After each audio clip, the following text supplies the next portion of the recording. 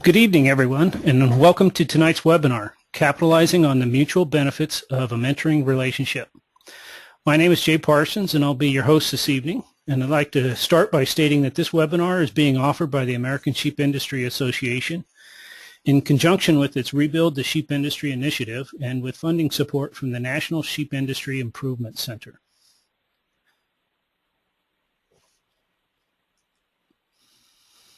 By way of an agenda for tonight, I'll start off by giving a presentation on the mentoring guidelines. And that should take about 20 or 25 minutes or so. And then we'll move on into our producer panel introductions. And I'm very pleased tonight to have Skye Krebs with us from Oregon, along with Eric Harlow and Jennifer Tucker from Colorado and Cody Halligan from Nebraska. After we do the general introductions, I'll give each of those people an opportunity to say a few words about themselves and about their mentoring experiences. And then we'll move into a question and answer session where you, the audience, can pose some questions to us. And if you have a particular panel person that you would like to direct that question to, please feel free to do that. Otherwise, I'll just kind of pass those around and try to give each of the panelists an opportunity to respond to a few of the questions apiece. In the way of housekeeping, in terms of how you can ask those questions, there are a couple of different ways that you can do that. You should have a question screen up on your panel where you can type in the actual question itself, and I'll be collecting those throughout the evening, and when we reach the question and answer session, I'll just go through those and pick some of those out. Or you can also use the raise your hand feature, which is also on the panel. It's over on the left-hand side towards the bottom on the little menu piece. And if you do that, then I can call on you, and assuming you're connected with a microphone, you can just verbally ask your question and interact with us that way once I unmute your microphone. But please make sure that you're connected if you're going to do that, because you're not going to be able to ask your question, of course, if you're not connected by the microphone. Another housekeeping item, this webinar will be or is being recorded, and it will be available for later viewing. And as a registered participant in the webinar, you'll receive a follow-up email at the end of the week that'll have a link that goes directly to that recording, so you can view that later at your leisure. And do feel free to share that link with others that maybe could benefit from watching the webinar, or wanted to but weren't able to participate this evening. So with that, let's go ahead and get started on the mentoring guidelines. The mentoring guidelines presentation that I'll be going through is actually going to be based off of a document that I produced back in May for the American Sheep Industry Association.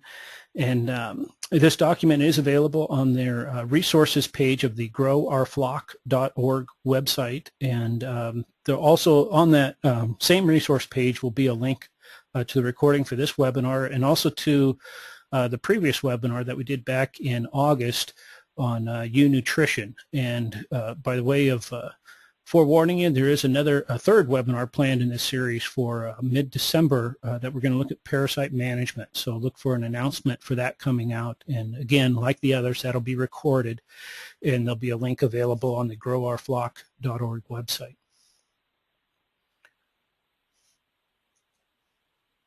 So what is mentoring?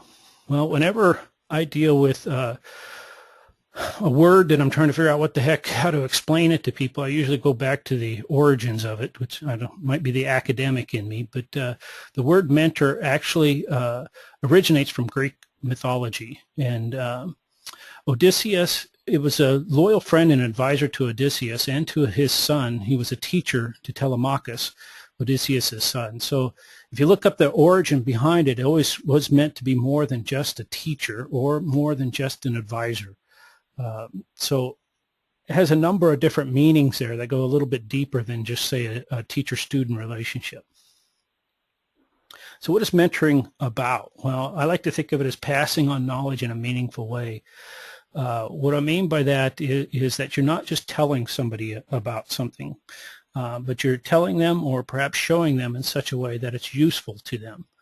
So they can go out and apply it and use it to be successful. So we're talking about enhancing skill sets and a knowledge base for people.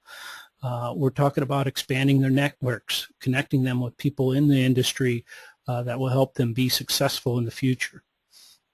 On a more of a philosophical note or a high-end note, mentoring is also about learning to value differences in approach or philosophy. So I mentioned the teacher-student relationship, which might be a little bit more like a dictator telling the student the way things are and the way things should be, and the student learning that if they want to get a good grade and regurgitating it back to their instructor. A mentoring relationship is a little different than that because you got to have different values represented between the mentor and the mentee. You're going to have different approaches and perhaps a little bit different philosophy. Now, if they're total out of sync with one another, it's probably not going to be a very fruitful relationship, but there's bound to be some differences there that you're going to have to learn to respect and to build off of as you work through your relationship. So in a nutshell, a mentoring relationship is really a partnership, and it's a partnership in two-way learning where if it's done right, the mentor learns from the mentee just as the mentee learns from the mentor. It's going to be different pieces of the puzzle, if you will, but they're exchanging information with one another, and each of them is growing as a result of that relationship. So what is mentoring not about? Well, it's not about just managing inexperienced people. Okay, mentors' primary role is not just to fix problems for the inexperienced person. Their role is more of helping the mentees develop a plan of their own. That is, they could be given them answers, but ultimately it's a plan of their own that the mentees need to take ownership of. Now, there are going to be times that mentee may call up a mentor and simply say, hey, what was that, such and such that we were talking about, or who was that person that you mentioned, or things like that, where it's a quick answer. But a lot of times it's going to be a situation more of a give and take discussion, and then the mentee needs to make up their own mind about what they want to do in their own operation and take ownership of that proposed solution. So it's more than just fixing the problems and answering the questions. So mentoring is also not about just sponsoring young producers. It can be. I mean, you're helping them out and hoping that they get off to a good start in the business. But the mentee needs to bring a can-do attitude to it. They're not looking for handouts. They're somebody that's willing to stand on their own. But they want to get ahead as quickly as they can and as strongly as they can, and they respect the information that a mentor can share with them. So that's the type of relationship that you're looking for, that is questions and answers can actually go both ways there. So just like the mentor may answer a quick question on who to talk to about such and such topic, the mentee may answer a question of equivalent nature on, say, something new that they have learned. Maybe it was in school, or maybe just something they were researching, or something along those lines, some new technology in the pipeline, if you will. And mentoring is also not about offering spontaneous or casual advice. You can certainly do that, but mentoring relationship is a little deeper than that. It's one that goes into truly caring about the long-term success of that individual and their ability to absorb that information and move forward in a positive manner. So it's more than just a one-off answering of the question and hoping they do well. You're actually invested in them doing well to some degree. So let's talk a little bit about the benefits of mentoring. And I'll start with the individual pieces of the pie, that is the mentee and the mentor, and then we'll get into the mutual benefits, because I do think the benefits are predominantly mutual. Okay, for the mentee, the benefits are fairly obvious in that they're going to draw from the mentor's experience and knowledge in the industry. So, you got years of connections built up there, contacts in the industry, and things that can save a young person a considerable amount of time and a considerable amount of heartache in getting off on the right foot, just by having that relationship with a mentor that has that type of experience to share. On the mentor side, you can gain a greater appreciation and understanding for the skills and knowledge that you possess. There's a saying in education that you really don't learn material extremely well until you teach it successfully to somebody else. And this is a case where that would bear itself out. What you'll find yourself doing in a mentoring relationship is thinking through and questioning what you actually know. Now, initially, this might be a little intimidating and leave you a little worried about what you really do know, but ultimately what it'll work itself out as is you'll grow more and more confident with what you do and you don't know as a part of that mentoring relationship. And that confidence will expand beyond just your relationship with the mentee and expand into the industry as a whole. So you'll find yourself more willing to share things with other people in the business, feeling fairly confident about what you do and you don't know as a result of these conversations that you have with the mentee.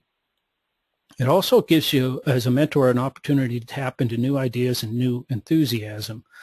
A young person getting started out in a business, and maybe not even necessarily a not so young person getting started out in a business, but anybody starting out is going to have a certain level of enthusiasm or they wouldn't be getting started in the first place. And they're also going to be open to new ideas, they're going to be doing some research into some new things. And as a part of that relationship with that mentee, the mentor can benefit from that information. So it's really important for both the mentee and the mentor to develop this two-way partnership in learning and to share ideas back and forth. So let's move on to the mutual benefits. And let me start by just saying that excellence in any field requires coaching. Okay. And one of the reasons is that coaches see things that you don't, and they hold you accountable. So, for example, if you're a producer that's been in the business for some time, you can probably count off a few things fairly quickly that you've been meaning to do for some time, that you know are good ideas. You just never have gotten around to implementing them. Well, consider being in a mentor-mentee relationship where you're discussing these ideas with somebody else. Automatically, the accountability goes up a notch because now you've told somebody about these ideas, and they can guide you through that and coach you through that just as much as you can coach them through some elementary ideas about being in the business. So there's a lot of mutual benefits to gain from that relationship just from the accountability piece. So a healthy mentoring relationship involves sharing experience, it involves sharing knowledge, and it involves holding each other accountable for ideas. And some of those ideas will be good ideas that you can implement right out of the gate. You just haven't gotten around to doing them before. Some of those ideas are things that sounded good to begin with, but you never completely fleshed them out. And as a part of having this relationship and having the conversations that are going to come out of this relationship, you'll find yourself working some of those details out and actually implementing ideas that have been on the table for some time in your operation. The other thing I'd say about mutual benefits of a mentoring relationship is that there's a natural strength in numbers.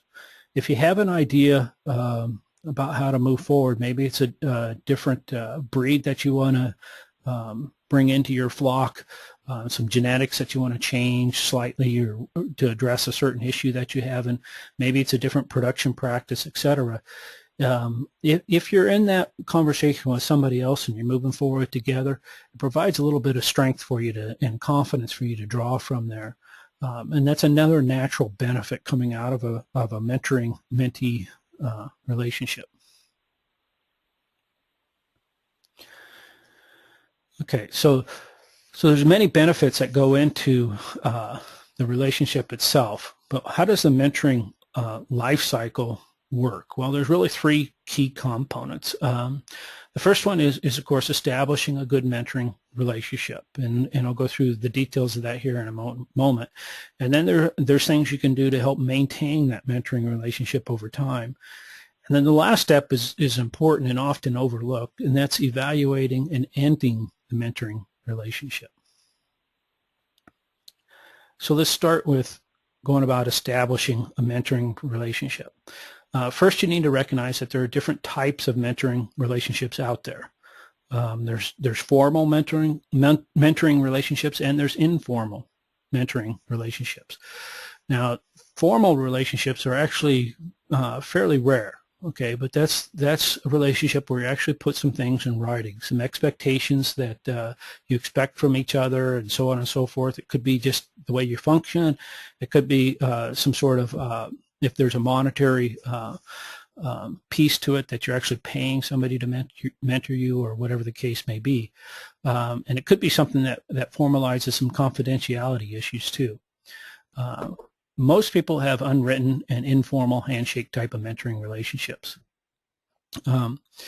There's also, in this day and age with technology, there's the opportunity to have a virtual mentoring relationship versus a face-to-face.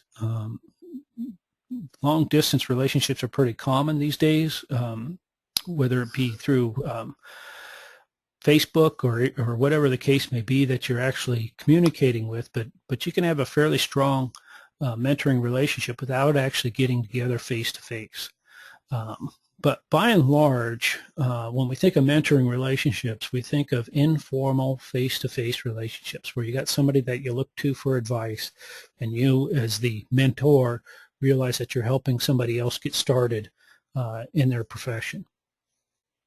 The third type of mentoring relationship is a peer-to-peer relationship. So mentoring doesn't have to necessarily be a big difference in experience and knowledge. It could be a situation where you have two people that are fairly equivalent in their experience and knowledge, and they just mentor each other on a regular basis, helping each other answer questions and continue to develop relationships in the industry. Now, it should be the goal, if you enter into a mentoring relationship, it should be the goal to eventually graduate to a peer-to-peer relationship with each other. So I would wager that most a successful mentoring relationship will always end up in this peer-to-peer type of relationship, but you can actually start out in that type of relationship if the situation calls for it. The last thing I'll mention is open source mentoring. And open source mentoring is fairly common in the business world, and it's where your mentor is in a related position but viewed as uncompetitive to you.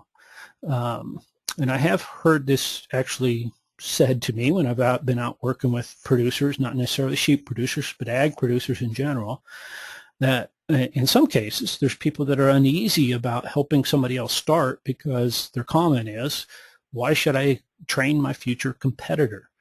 And that's a valid comment and a valid concern in some cases. So what open source mentoring is that you enter in a relationship with somebody where that concern goes away. There's not competitiveness there. So it relieves that anxiety of training your future competitor. An example might be regional.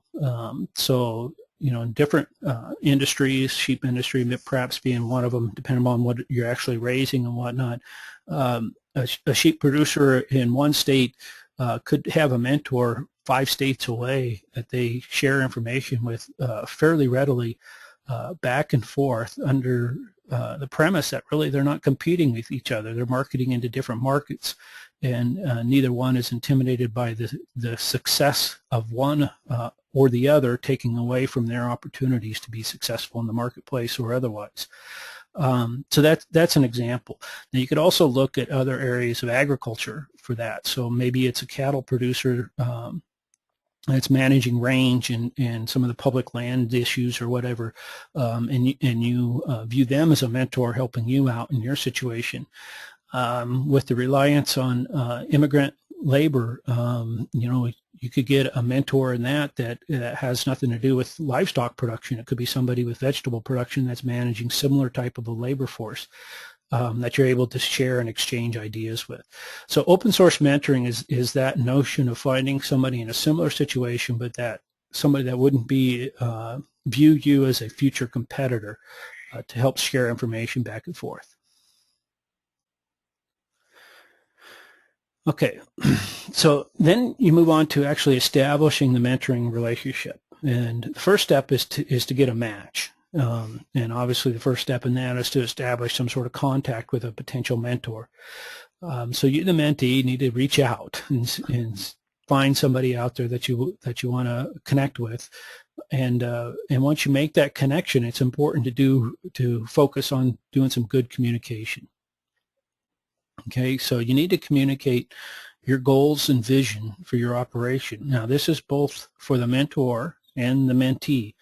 And the reason it's so important for the mentor to communicate goals and vision for their operation to the mentee is it helps the mentee see where the mentor is at in their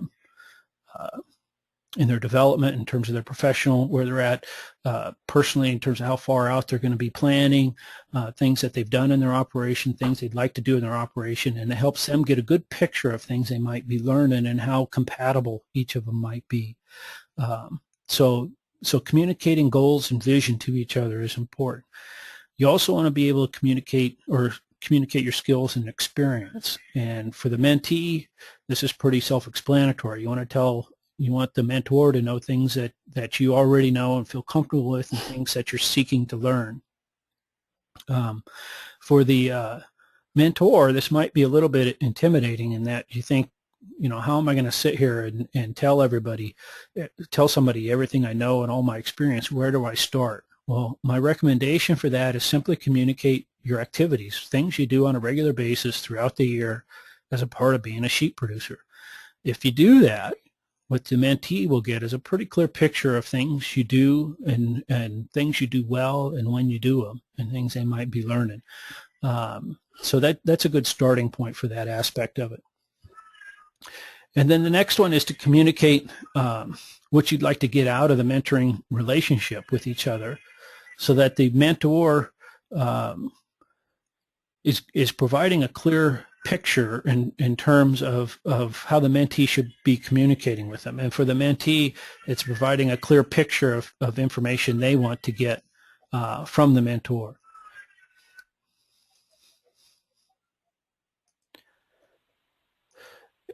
So once you've gone through this process, then you need to come to a conclusion. Are you going to continue into a mentoring relationship, or are you not?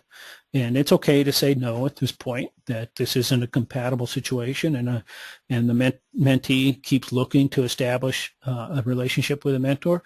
It's better to do it now than it is to enter into an uncomfortable relationship and 2, 3, 4 months down the road decide that this just isn't working, and then each of you leave a little bit bitter. The mentor would leave from the standpoint of, well, you just wasted a whole bunch of my time, and the mentee might leave from the standpoint of saying, I didn't get much out of that, and I'm really disappointed in it. So it's okay at this point to agree not to work together, but once you come to an agreement to work with a mentor, then you need to move on into maintaining that relationship. And when we say maintaining the relationship, the two key components are communication and respect. And I just spoke quite a bit about the communication piece of even picking out a mentor and establishing that relationship to begin with. But let me say a few more things about that in terms of once you're into the relationship. You need to agree on modes of communication with each other. There's lots of ways to communicate these days with texting and cell phones and internet and email and all these different ways that people can communicate. You need to come to an understanding of how you guys are going to regularly communicate with one another. You need to establish meeting guidelines, how long the meetings are going to last, how often, when, and where.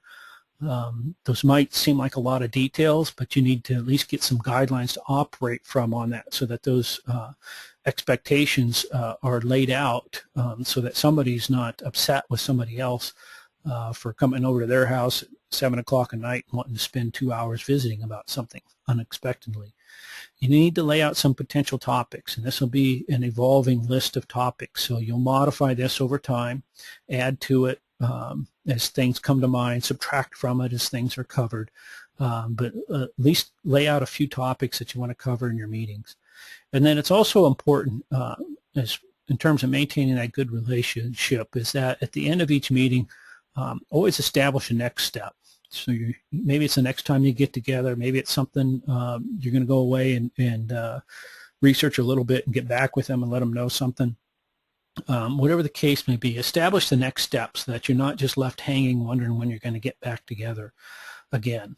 And another piece to this communication is at the beginning, lay out some sort of expectation in terms of how long this mentoring relationship is expected to last, or perhaps identifying an endpoint. This might seem a little intimidating at the start, but certainly at least thinking about it in terms of 1 or 2 years down the road, or maybe it's after you get these relationships built in the marketplace, or whatever the case may be, at least talk about what that end point will look like, so that you're not setting yourself up for this mentoring relationship dragging on with seemingly no end. So let's talk about respect for a little bit here. A good mentoring relationship involves respect for each other's time, and that, as I mentioned a little bit before, in terms of the mode of communication with each other, and planning and communicating on the meetings, it's all in the name of being efficient. You know, in the business world, we like to have meetings that have strict agendas, and that might seem a little cumbersome for a mentoring relationship. But understand that you're not going to solve all the problems in one sit down. So be respectful of each other's times. When you have meetings, know what you're looking to discuss, knowledge you're looking to gain or communicate with one another, and just be efficient about it. I mean, that's just common respect for one another. The other thing is to respect each other's information and each other's knowledge. And I'll start with the confidentiality issue. Some people are a little reluctant to share because they're not sure where that information is going. If you're going to have trust with one another in a good mentoring relationship, which you should have, should be understood, and if it's not, you should state it that, you know, I'm telling you this in strict confidence, right? You don't share it without my permission. So if sheep industry is a small industry, and that's both good and bad, and in some cases you might have a supplier, or you might have somebody buying from you, and you might not be willing to share that marketplace very widely, but you're certainly willing to share it with your mentee. So just common respect there in terms of confidential information, and understand that somebody tells you something in this type of relationship, it's not your right then to share it with somebody else without their permission. And in terms of respecting knowledge, understand that no one has all of the answers. So so there is the possibility that you'll be asking somebody something and they won't have the answers there. Don't get upset with it. Just understand that that's the case. They're not going to. It's not their job to go research it for you. In terms of the mentor needing to go away and answer your questions for you, if you're the mentee, just understand that they know a lot. They've been in the business a lot, but they don't have an answer to that particular question. And then a couple of last things, certainly respect for the other's operation, family, employees, and property is to be understood. And then you should have a certain amount of respect for their right to say no. Okay, their time is constrained. They're not able to do everything you want them to do, and they certainly have a right to say no. I don't have time to look into that, and so on and so forth. Just be respectful of it and move on to the next stage. Okay, a few cleanup items here in terms of the maintaining a good mentoring relationship is that a mentor is not a professional coach. Okay, these guys are volunteers. Okay, they're sharing information with you voluntarily, hoping to help you out. So they're not liable for any advice or suggestions that they give you. It's up to you to do your own due diligence before you implement. So you are accepting that responsibility. That sounds like common sense, but it's certainly some people overlook that and can get upset when they shouldn't be getting upset. The other thing about maintaining a good relationship is to come up with some sort of commitment of time and energy that's going into it. Each relationship pair of partners in this deal can come up with their own specifics, but just kind of a rule of thumb to start out with is, you know, at least 1 hour per month and at least a year-long relationship. I would view that as kind of a bare minimum to even say that you're in a mentoring relationship. Certainly you can visit more often than that and for longer than that, but at least come up with some sort of minimum commitment that you're each putting on the table and going to make sure you follow through on. The other thing along those lines is sometimes these meetings don't happen for good, valid reasons, maybe unexpected reasons. Just make sure that if that happens, promptly reschedule. If you're scheduled to meet for lunch one day and one of you can't make it, and cancels out at the last minute, don't just leave it at that. Go ahead and move forward to when you are going to meet next, or at least establish a time to visit about when you're going to meet next. So don't just leave things hanging to where you're not sure what the next step is in the relationship. And then the last point is to periodically assess and celebrate your successes. Too often we just keep moving to the next problem, and that can get depressing. So you're not always going to solve every problem, but when you do, you want to celebrate it.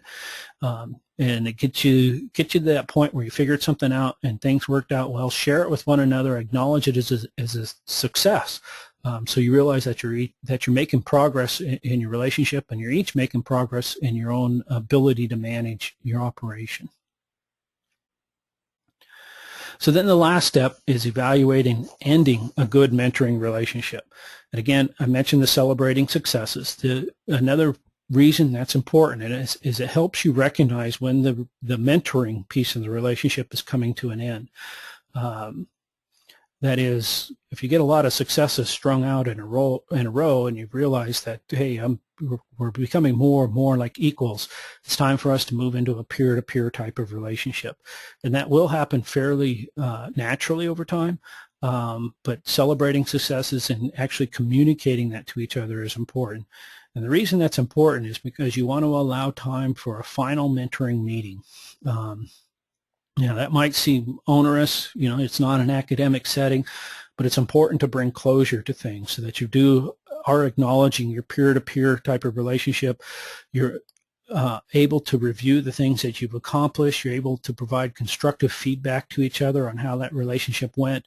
And those are some things that can help you as individuals moving forward, so that you can communicate better with people maybe within your operation or people outside your operation in terms of things and just operating on a day-to-day basis. It also gives you a chance to review some items outstanding, and there's bound to be a few things that you haven't covered yet that you didn't have time for, or the situation didn't present itself, so that you as peer-to-peers now can continue to look for opportunities to explore answers to those items. Okay, so that's my quick overview of the mentoring guidelines, and you may or may not agree with me on everything I said there. As I've told people before, this was a learning situation for me too. There's not a lot out there as far as guidelines go, certainly hardly anything out there for agricultural producers. So I just tried to put together some general ideas that made sense to me as we look at forming good, strong mentoring relationships. So with that, I'd like to move on to the second phase, which is our producer panelists, and I'm going to start with our fellows out in Oregon, Sky Krebs and Eric Harlow. And let me get these guys up here so I can hear them okay. Can you hear me all right, Sky? Yes, sir. Okay. Yeah, let me see if I can get Eric turned on here. Eric, can you hear me okay? Yes. All right. So I'll turn it over to Sky here in a second early on. You may recognize these guys from the mentoring guidelines handout that's at their picture in the upper right hand there. I put them on the cover of it so they'd be famous. Sky's the good-looking fellow on the left, and Eric's the other guy. So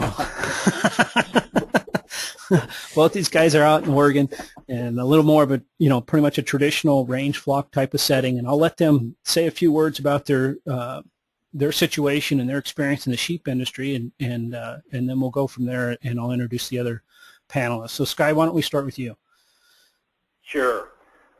I'm a third-generation sheep man. My grandfather started his business in 1917, so I grew up in it. My granddad ran it, my dad ran it, and I took it from my dad. So I've always had that mentor relationship with somebody who's already seen things in the past, and what do you do to survive and get through them.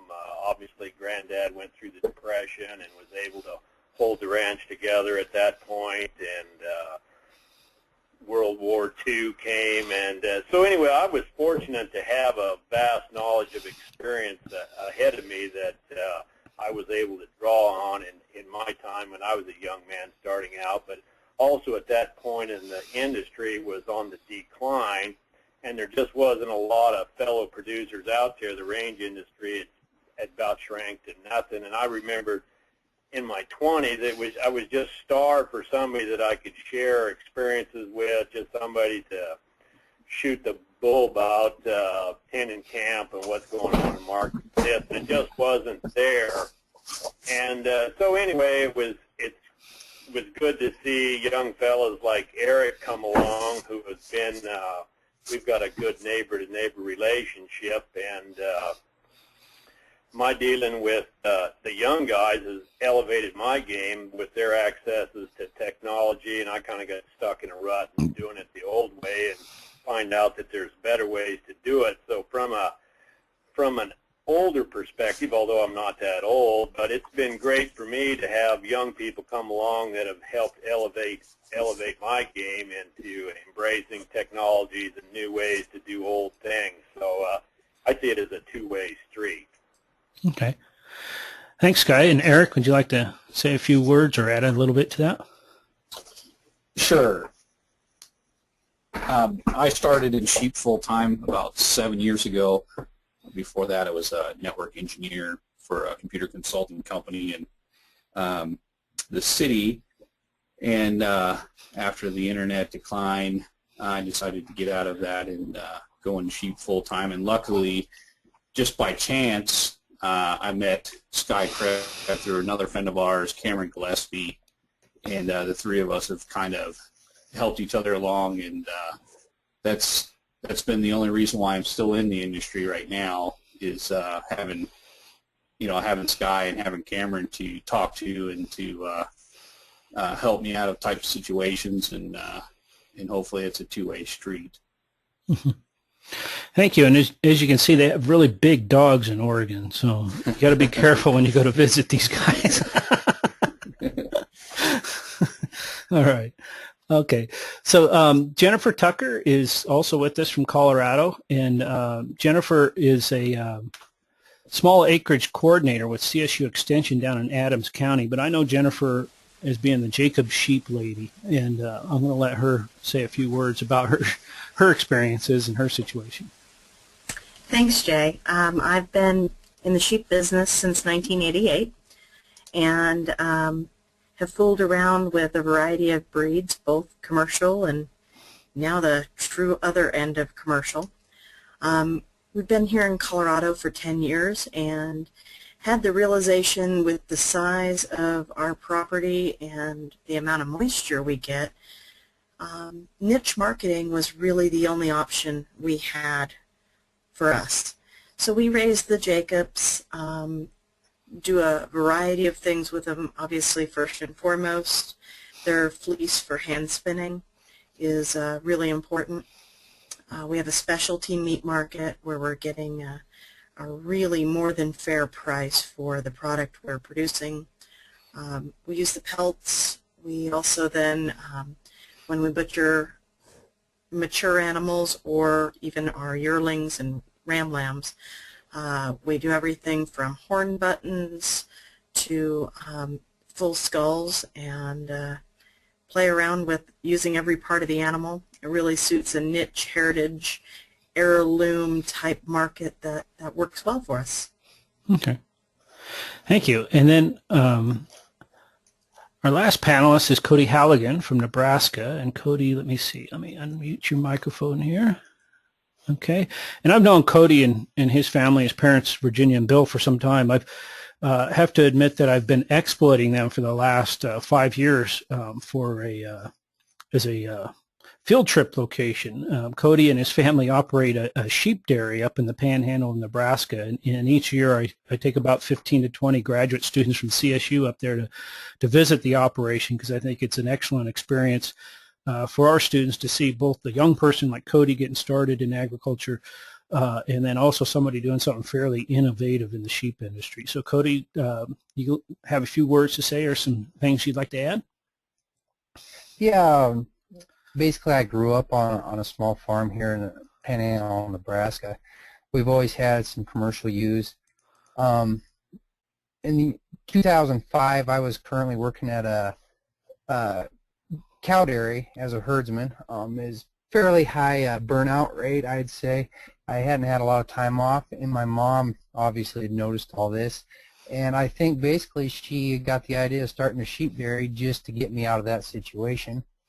Which, looking back, I wish maybe she left me there, but this doesn't have a lot more time off involved. But you know, like I say, in 2005, I came home in March, and I think by the end of April, we had built a dairy barn and started milking the 250 head of Dorset ewes that we had.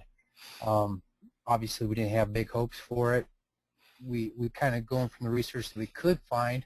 We were figuring about 2 pounds a day would be decent, and we got that. In fact, we were doing about 2.5 pounds for a short lactation period. Obviously, in the sheep dairy industry, there's not a lot of people to mentor you, and basically nobody was going at it with the approach that we were, which was kind of the commercial dairy approach. You know, we intended to feed our ewes a TMR, you know, and produce as much milk as possible. And so we've kind of had to base what we're doing off of the cattle dairy industry, which obviously I just came from. And I had a very unique experience, I guess. I was able to work with what I feel is a very knowledgeable vet, and he happened to be a very excellent teacher at that time. And he was basically always available for me and any questions I ever had. And basically, I give him credit for everything I know about the dairy industry at this time. And so having talked to Jay and him talking to me about doing this, I realized now that I've been a member of a very successful mentoring program and didn't even know it.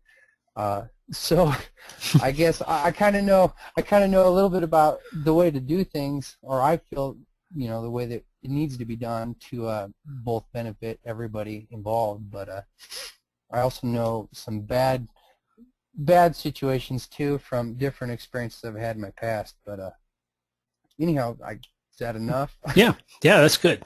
Thanks, Cody. And as I mentioned, I take students up there to visit with them all the time, and I try to expose my students to as much as I can about the sheep industry, because we're predominantly cattle dominated in so many ways in terms of what's taught at CSU. And as Cody alluded to, I mean, it's a network of people that help you out. And so before you know it, you realize that the give and take piece of it, you've been mentored, and you've done some mentoring without even realizing it over time. And usually that's when you start connecting those dots, you start connecting them to successful people. So that's neat that you share that. So with that, now that everybody knows who we have as a panel here and whatnot, let's move on to our question and answer session. And again, if you want to ask a question, all you need to do, and maybe you don't want to ask a question, maybe you just want to share something with us. But the remainder of the program here, I would like to just be, discussion of issues that come with the business and getting started and sharing things. So you can raise your hand by just clicking on the hand raising feature on the left, or you can type in a question in the question box, if you will.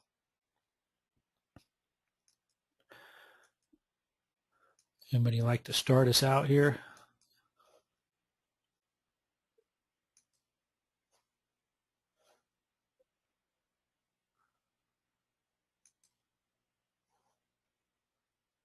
Do the panelists have questions for each other to get us started? I'm looking for people saying, oh, never mind. Eric's got his hand up. Yeah. Go ahead, Eric. I was just going to mention that we had an internship program that we started, or that I started in our company, and that was for university students. And again, the reason why I did that is when I first started out, it was just by chance that I met Sky Krebs or Cameron Gillespie or anybody in the industry. We're in a range operation, but you could drive around up here for months and never see any sheep. You don't necessarily know where everybody is or who the buyers are or anything. So we started an internship, a 3- and 6-month internship, and so far we've had 4 different interns come through, some good, some bad, but the internship's a little bit different than mentoring, and that I think that mentoring is a kind of an ongoing relationship. It's not necessarily for such a short period of time. It's not so intense as an internship. Okay.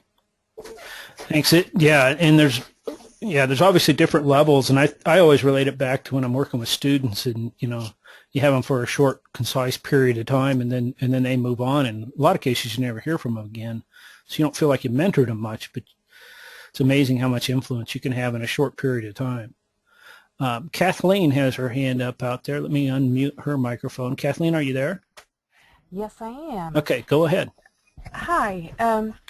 I have about 35 years working with sheep, and my primary mentor, I think, was always the University Extension here in Missouri, which is very, very supportive of small producers, in particular, small livestock.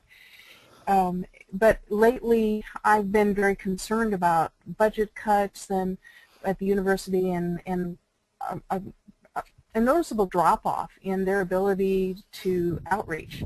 Are you finding that true in other states as well?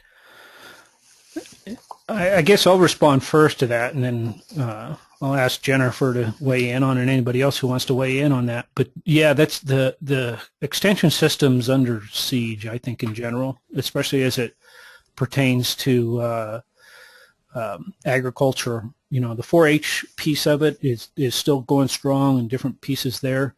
But what we think of more traditional ag extension type of stuff, it's been trimmed throughout the country. I mean, there's still great extension people out there doing great work, but continually you see fewer of them, and you see them with fewer resources to work with. And I'd like to say, I mean, it'd be easy to point at one state or the other and say it's just an issue in this state or that because of budget things.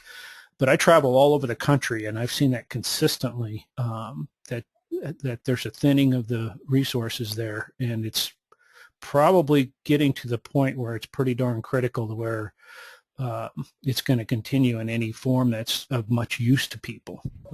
That's just my opinion. But Jennifer, do you want to respond to that? Maybe a little softer than I did. I don't know. Sure. But I think you hit the nail on the head, because, the funding for the non-4-H programs is a lot more limited than you would expect. And, I think back 20 years ago, just like you had mentioned, everybody knew their local county extension agent, and they knew their ag agent, and it was a go-to person. And we've gotten pretty thin, and state by state it's pretty widespread. We're definitely feeling it here in Colorado, and I think part of that is the other aspect is that folks don't really know that extension office is there, and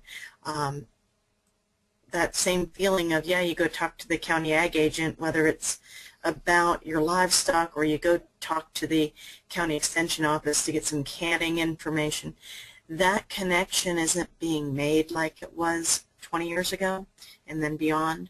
And so we're kind of in trouble in that we're not as visible. But yeah, our funding is definitely tight. I'm kind of the oddball.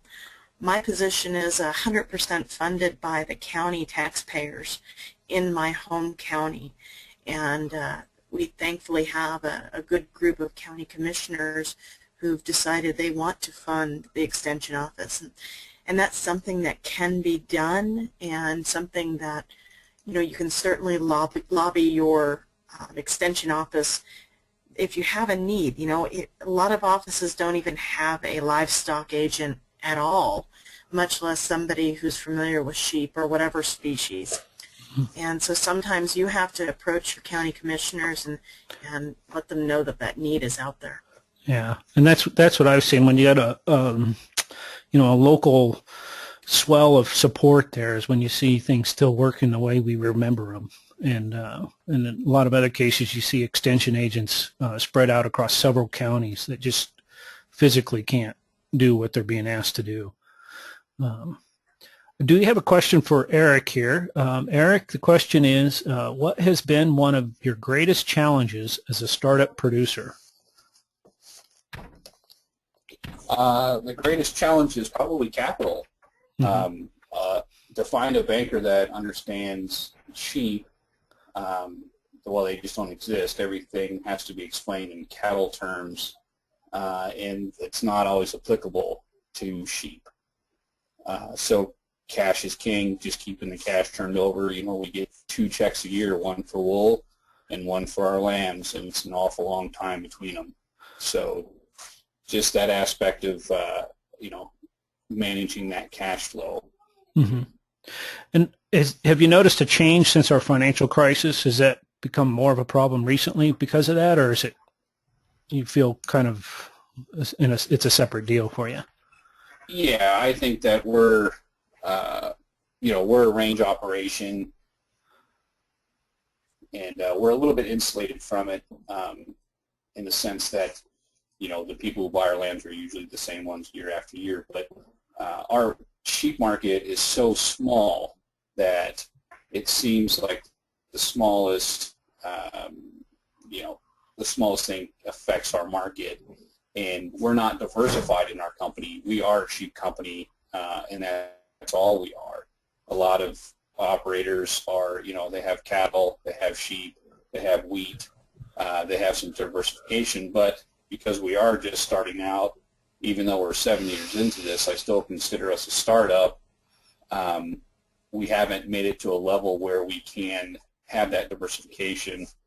You know, in order to be good at something, you really ought to just do one thing, is kind of our philosophy. And so eventually we hope to diversify, but right now we're kind of slaves to the market. Okay. And as a follow-up to that, in addition to the financial challenge, is there anything in particular on the production side that you found particularly challenging?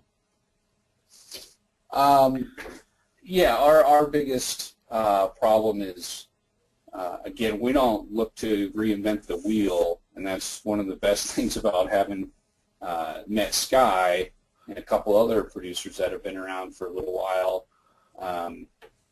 You know, to find somebody that's been in it for 3 generations, if it's happened to Sky. And so if you have a train wreck, I can call Sky and he can tell me 3 different times when he's had it 10 times worse than me. And so it helps me to stop crying a little bit and move on.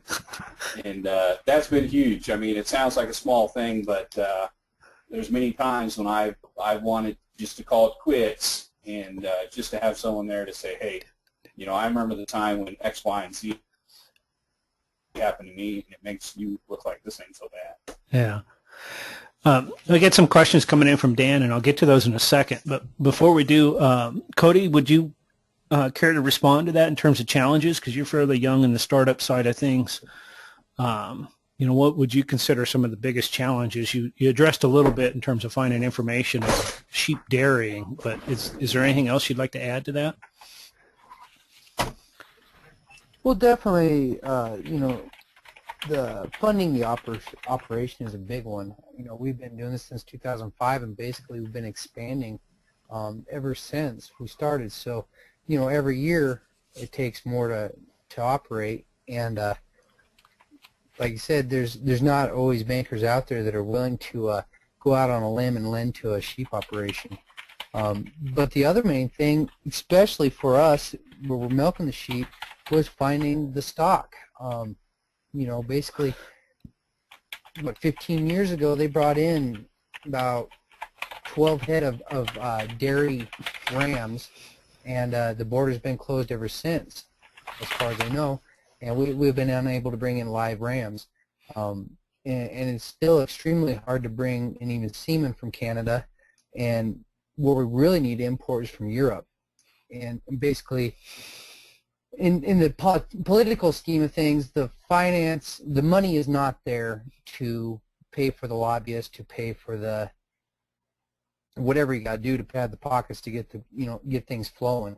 You know, obviously the neighbors down the road, they just brought 3 bulls in from Canada last year, and and we can't bring a ram across when we do have somewhat of a handle on the Scrappies program, whatnot. That's personal opinion there, but that's basically one of our biggest challenges, just finding new stock to breed to. Obviously we had an excellent outcross when we started with our Dorsets, but since then every other dairy breed in the country is basically related. So you can only outcross so many times with the same sheep, you know what I'm saying? So that was one of our biggest challenges. Okay. So. Thanks.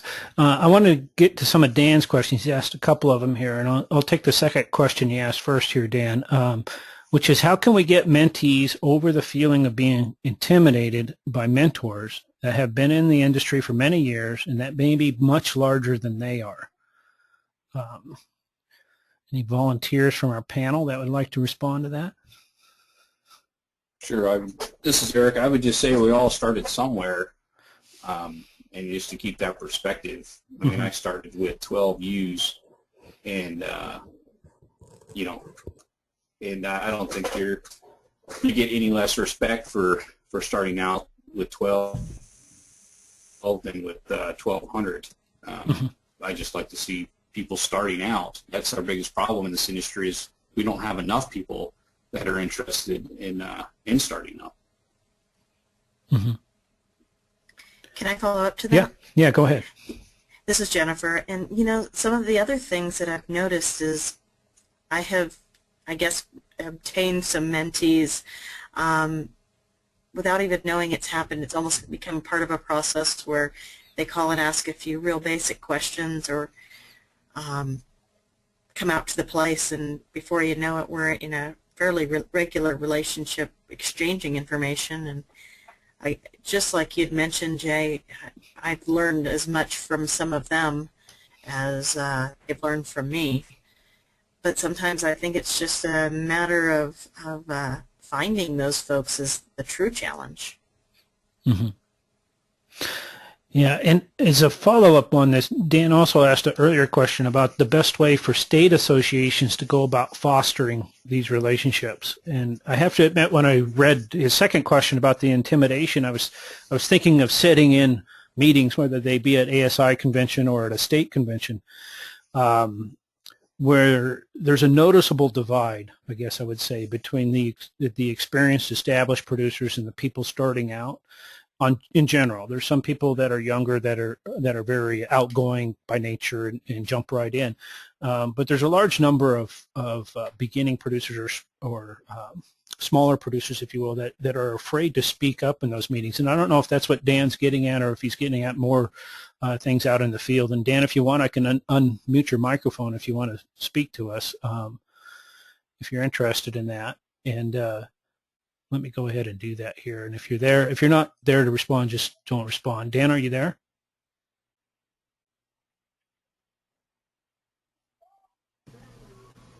Are you on? Can you hear me? Yeah, are you on, Dan? Yep, I'm on. Yeah, would you, I don't know if you'd like to discuss a little more about your question or not, but was I getting at a little bit of what you were asking there? Well, we've kicked around this mentoring and menteeing in Minnesota for a couple of years, and I kind of wonder where the state association, what we can do as a state association, and to find the mentees that really could use a mentor in this industry. Because there's too many of the smaller and the new producers that are trying to do it alone, and there's not room for errors anymore. And I guess that's the challenge that we see, is how do we find the mentees? I think we can find a big list of mentors. There's a lot of those people out there that are great teachers of what they do, but we need to find the mentees and bring them into our associations and get them introduced to people. And I wonder what's the best way to do that. Yeah, and I know one of the things that I've seen, and good or bad, is that over time, a lot of these meetings, with whether they be state associations or ASI, there's a lot of political topics to cover, and they're important because, there's a lot of things in ag where we're kind of under siege and whatnot. But I do get the impression a little bit, at least from the younger producers, that they don't see themselves getting a lot out of that they'd rather have a production topic covered or some information covered that they can see on a daily basis might help them. I don't know, is that fair to say or not? Has anybody got any comments on that? Yeah, I think that's fair to say. When we do our conferences, it's the sessions that pertain to the actual production side of the industry get a lot more attention. Mm-hmm. And yet those of us that have been in the political side of the industry, we see that as really important to keeping the whole industry together. Mm-hmm. And there's a disconnect there between the two. Yeah. And I've wondered, because I've seen conventions where they've had a day, day or a half day that's really education oriented, meaning it's covering production and maybe marketing topics or something like that, or animal health topics. And then the other day is a lot more political, if you will. But I don't think that's a good formula either, because what you end up with then is all the young producers sitting in on the production topics and all the older producers being active and participating in the political topics. And I don't think you see a good exchange for the most part. You can, but for the most part, I don't see the fostering of that relationship between the experienced and the unexperienced. Well, Dan, the other thing that I notice that is a problem is finding these new and small producers. I'm trying to develop actually a program to even identify them in this region, because everything from some of these small folks are throwing away so much money or not taking advantage of free things that are available to them, or workshops, or knowing about these things. And I go back to that first question you asked, and identifying those that are out there is so difficult, because you can drive by their place and they can have 20 head out back and wouldn't have a clue. Yeah, and that is a lot, just getting the word out and getting the connections made. And, for the most part, you hit the nail on the head. The place to start is with your state association in terms of the young producer that needs information. And, ASI has a mentoring toolkit out. I know South Dakota, for example, is really active with trying to foster mentoring relationships, and there's some other states that are really getting on board and being active with that. And other than, it's like anything else, sharing information across borders of what's working and what's not working is an important piece to that. I'm not sure how much, and maybe you guys can respond to this, Dan, in Minnesota, or maybe one of the South Dakota people wants to respond to that. How much, other than providing kind of some common resources, how much ASI is fostering the sharing of things that are working for the state associations on building mentoring relationships? Are they fostering any sort of meetings or anything like that for you guys?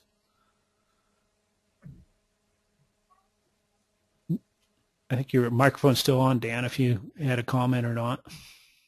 Yeah, I'm not sure about the meeting side of it, but I know I've seen in press releases of what's going on in South Dakota. And so that information is out there, and the contacts are there to be able to get in touch with them. Yeah. Okay.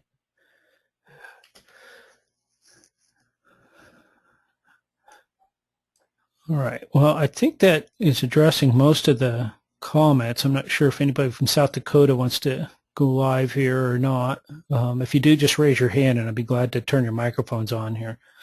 Do any of the other panel members have? I know finding young producers can be a challenge, and I don't know.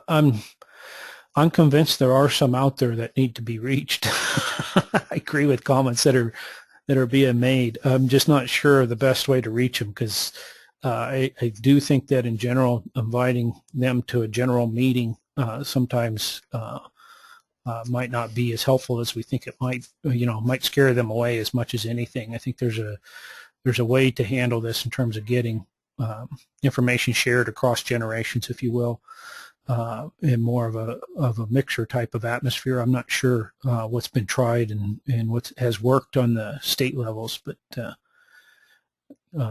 don't know. Comments from anybody? Yeah, I would say that this is Derek. I would say that the most success I've had with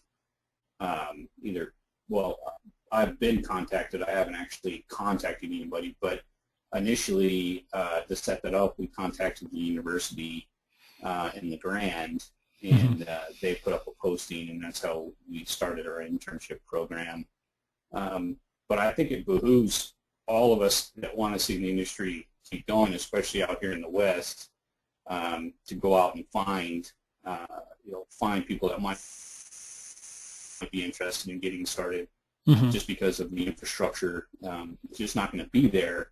To find a shearing crew, it can be a big task, and if there's no sheep to shear, there's no crews, and it just becomes a downward cycle. So that's more or less how I look at it. It's in my interest to find people or to try to create interest in our industry. Yeah. And I should mention that along the lines of completing these mentoring guidelines for ASI, I also completed a sheep education catalog. Now, and it lists a whole bunch of stuff on a state-by-state basis in terms of contacts and classes that are being held, et cetera. Now, that's already dated because that was done in the spring, and obviously, there's a lot of programs that may have just happened since then that wouldn't be in there and so on. But probably one of the big things that does give people is some contact information to people doing education on the ground in some of these different states. And I know I keep pointing to South Dakota because it's kind of it's a shining example of a program. Now it's relatively new. It's just getting its momentum and getting rolling. But they just held a 4-state symposium this last month that is targeted towards beginning producers. There's things like that are going on nationally that young producers can tap into. But probably the biggest thing is for these young producers to become, active in their associations and find out what's going on, and if there's something that they'd like to see offered that's not being offered, to voice that, and just become active in it. Don't be intimidated by the old guard that they're. I guess you might what they might be worried about would be seemingly elementary production problems might not be well received by the old guard because they were problem solved a long time ago, and you're just some young idiot that doesn't know what you're doing. I think for the most part, across the board, everybody in the sheep industry wants to see young people become involved and be successful. So I think it's important that young people aren't intimidated and that they just become vocal and active in their organization in terms of things they'd like to see covered and information they'd like to, knowledge they'd like to gain. So let's see. I see Dave's on here. Dave, do you want to speak at all? I can unmute your microphone for you if you like, and you can speak a little bit to the South Dakota situation. Are you there, Dave? Oh, okay. He doesn't have a mic. That's all right. He's been typing in some stuff here in terms of the South Dakota symposium, and then he also mentions the State Bankers Association is a good resource for referring beginners to extension personnel or also to older producers that have experience, and that's a good tip to think about, because as Eric alluded to, access to capital is a big thing, and you think other people want you to succeed. Your banker really wants you to succeed. So they can point you in the right direction to people to talk to in a hurry if they view that you really need the help. So that's a good tip. So, well, are there any other questions out there? If not, we're running near the end of the time here. I don't see anybody's hand up at present. And it looks like we've answered everything in the pool here. So with that, I'd like to just thank everybody for their participation tonight, and thank our panelists especially for coming on and sharing the stories and sharing their information. And just wish you all a good evening, and remind you all again that this information or this recording will be posted on the Grow Our Flock website, and look for the announcement for our third webinar that'll be in mid-December on parasite management, and all that information will be up there. The mentoring guidelines are up there, the sheep education catalog's up there, as well as some links to some of these movements that are in resources that are being formed in the various states, including South Dakota. So my contact information is up there. Feel free to get a hold of me if you have any questions or comments you'd like to share with me. And with that, I'll go ahead and close this out and tell you all, wish you all a good evening. Thank you, Jay. Thank you all.